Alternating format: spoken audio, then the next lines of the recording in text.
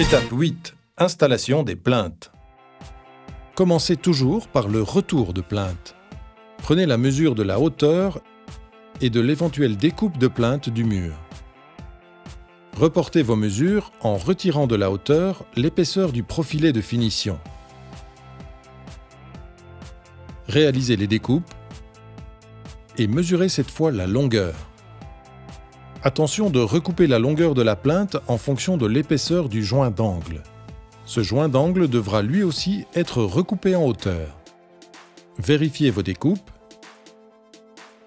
puis clipsez les deux plots autocollants à chaque pied. Retirez le film du double face, puis collez la plinthe.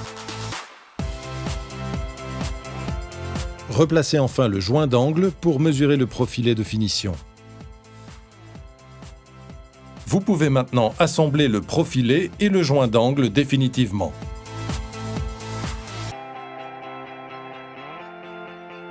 Votre deuxième morceau de plinthe viendra alors s'imbriquer dans le joint d'angle déjà posé.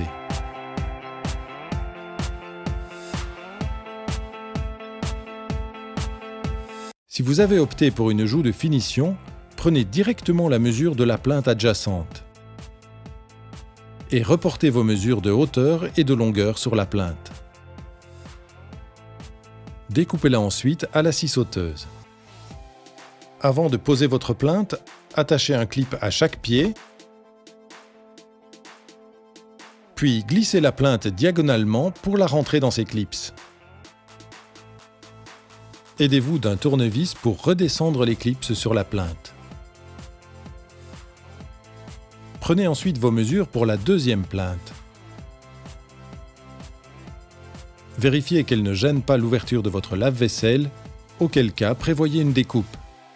Sous le frigo, prévoyez également la découpe de la grille de ventilation. Reportez vos mesures et réalisez ces découpes. Comme pour la première plinthe, placez tout d'abord les clips sur les pieds des caissons.